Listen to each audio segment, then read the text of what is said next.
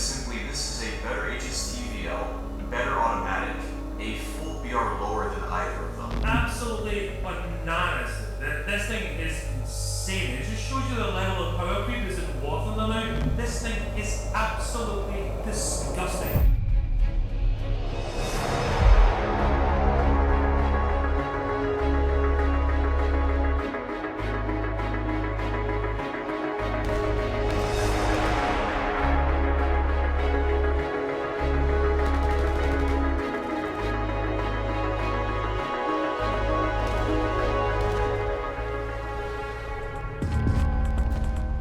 One of the most challenging things in this game is figuring out how to balance the tanks to keep everything feeling fair. The system that Gaijin has put in place to handle this is serviceable, but sometimes there are things that just don't feel right. But truthfully, it's not the battle rating that affects the viability of a tank, rather the changes made to the tank itself. The battle rating given to a tank is just an arbitrary number meant to keep the tank playing in generally the right area. When you spawn into the game and start driving, suddenly that number doesn't matter all that much anymore. It's not going to stop you from killing tanks, it's not going to stop you from getting bombed. The number itself isn't that important when you load in. And you can already see we're getting kind of off track here. This video is about why I believe the 2S38 to be overrated. You ask anyone, and what do they tell you? Well, the 2S38 is way under-tiered and needs to be moved up. It's just a blatantly overpowered tank meant to fill Gaijin's pockets and make Russia's top tier even more broken. And this is a terrible idea to be spreading around the community. Any new player who takes a look at this game and wants to buy the best premium for their money is bound to find a video or a post or a friend leading them astray. Now, I don't want to just single out new players here. Of course, any new player in a top tier premium will do horribly, even more so in the 2S38, I would say. So while I still believe it to be a valid point, I don't want to make it my only one. There are plenty of people out there who have purchased the 2S38 who have been playing for a long time. People who save up their money, and when they're finally able to spend it, they do a little research first. What is the best premium I should buy with my money? And, well, we run into the same issue.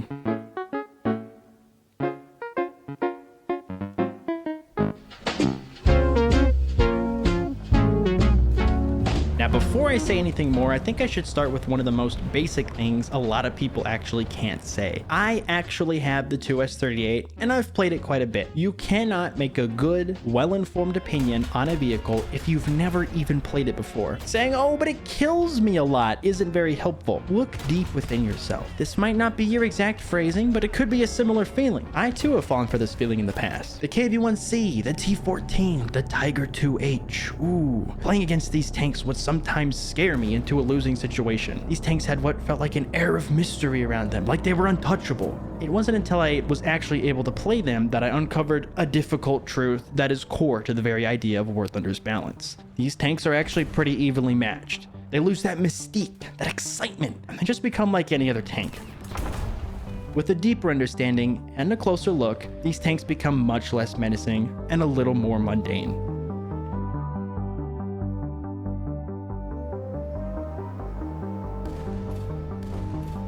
The 2S38 was designed as anti-aircraft artillery. Built off the proven BMP-3 chassis, the 2S38 was designed with a much larger 57mm autocannon. Such a large caliber was used in order to effectively guarantee kills against aircraft that would have otherwise survived a smaller projectile and made it back to base. Its main opposition would have been aircraft, helicopters, and more prevalent than ever, drones. However, it was understood that such a weapon system would not only be restricted to shooting down aircraft. The 2S38 was given armor-piercing shells, knowing that it would be shooting at ideally IFVs, jeeps, and other lightly armored vehicles, not tanks.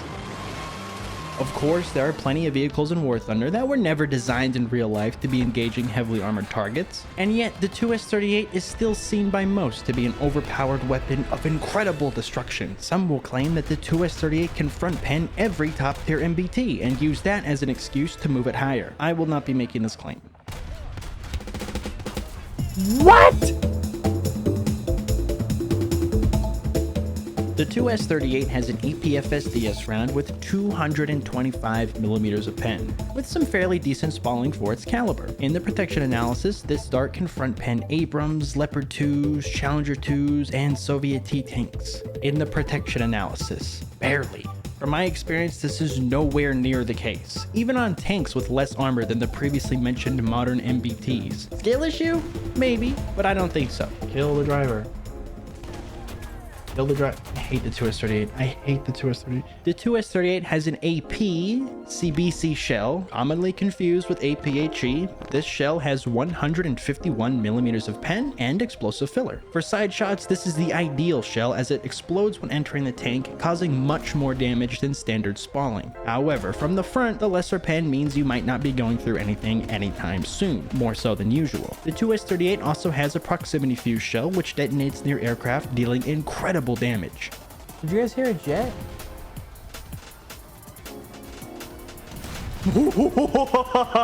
Gaming Dino. That was fucking sweet.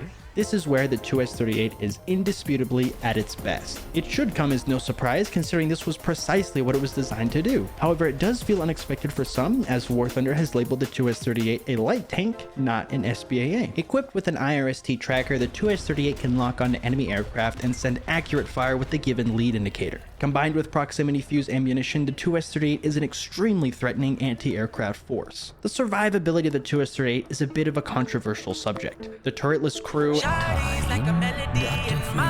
and the small breach means that any shot to the turret likely won't be doing much. Hull down, the 2S38 can be a menace. The crew are sat at the front of the vehicle, tightly packed together, making it very easy to one-shot. The fuel tank in the front provides some frustrating moments where it completely eats the shell, but I think this also comes from the BMP3 hull itself, bouncing some insane shots. The 2S38 will be full of ammo, making the ammo rack an obvious target. However, it's easier to miss than you'd think, and with so much empty space, shooting center mass in the side of the 2S38 won't be doing you any good. For new players, there is a very promising allure behind the idea of driving a tank that has Gen 3 thermals and a laser rangefinder, but so does every other tank at this battle rating. How does that make it any different than its competition? At rank 7, these bonus features become the norm, and tanks that are lacking the standard luxuries become the exception, not the rule. The only reason this is brought up is to try and sell the tank to you. Everyone does this. I do this, the Reddit does this with their stupid fucking chart things they like to make, and other YouTubers will do this too. By listing out more and more features, you can make it sound like a really cool tank, even if these are some of the most basic and expected features from a high tier tank.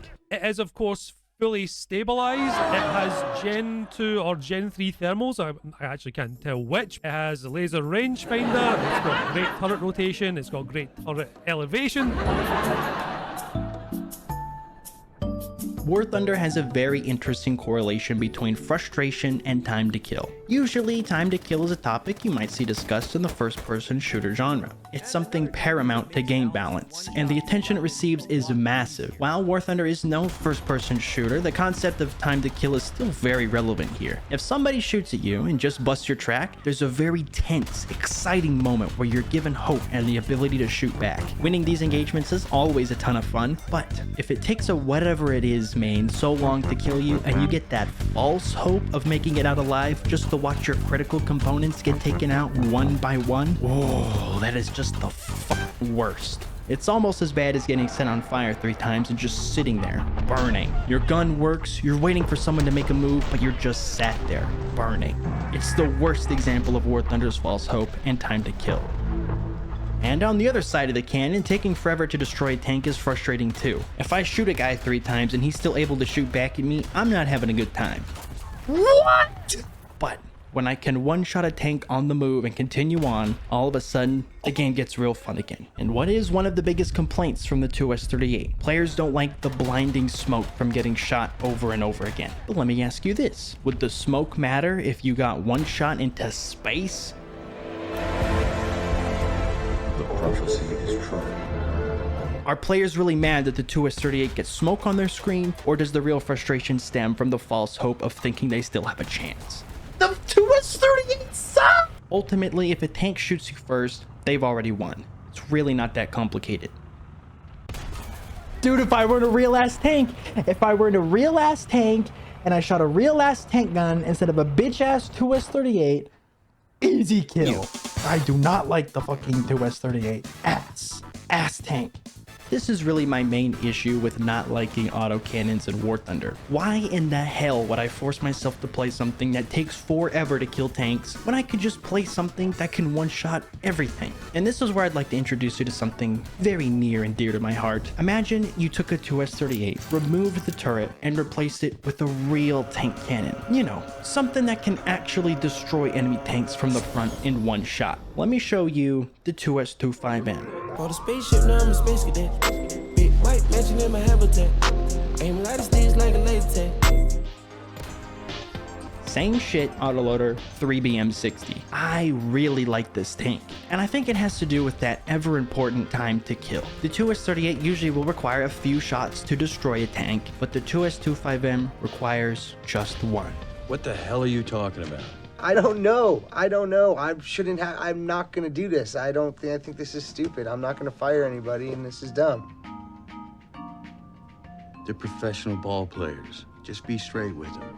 No fluff, just facts. Pete, I gotta let you go. Jack's office will handle the details. That's it? Really? Would you rather get a bullet to the head or 5 to the chest and bleed to death?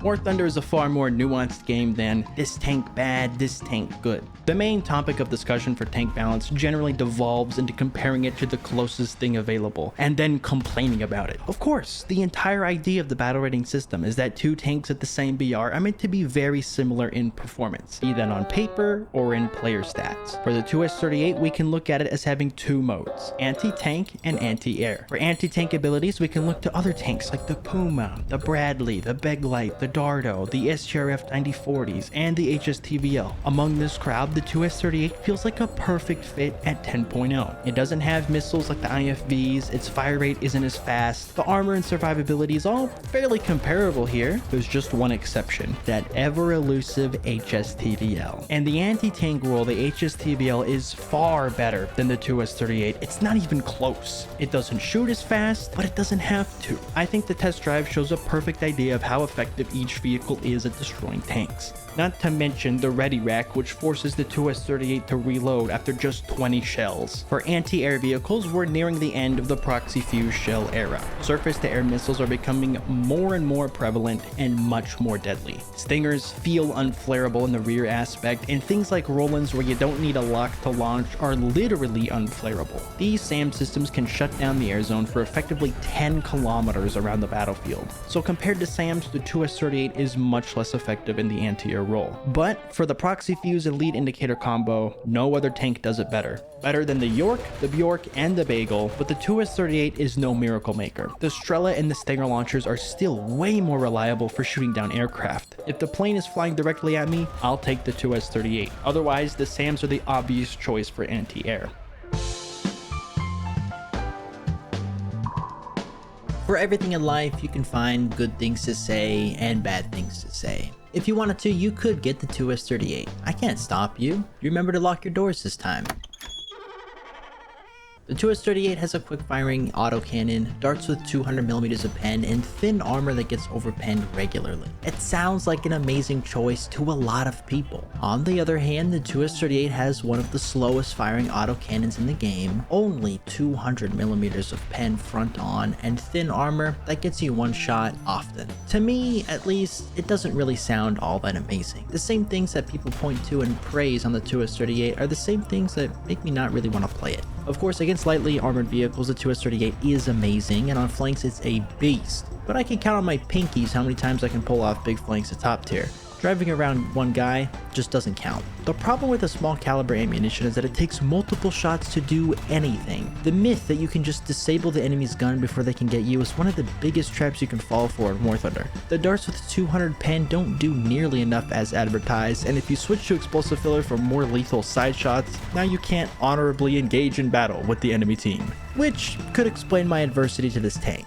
The light tank playstyle. This thing is a flank menace, catch casts off guard, dies instantly, can't one-shot MBT's slow firing ass light tank. The 2S38 isn't bad.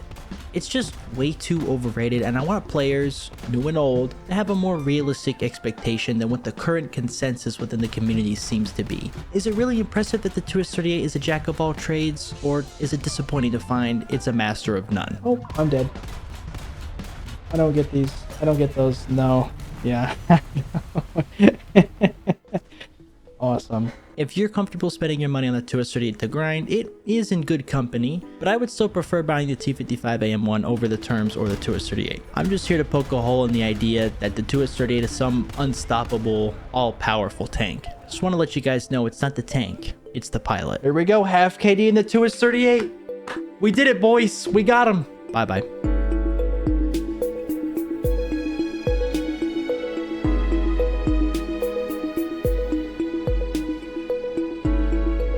Boys, we just need to just do a reality check. If someone's talking mad shit, just pull it up. This is not gonna look good at the pearly gates.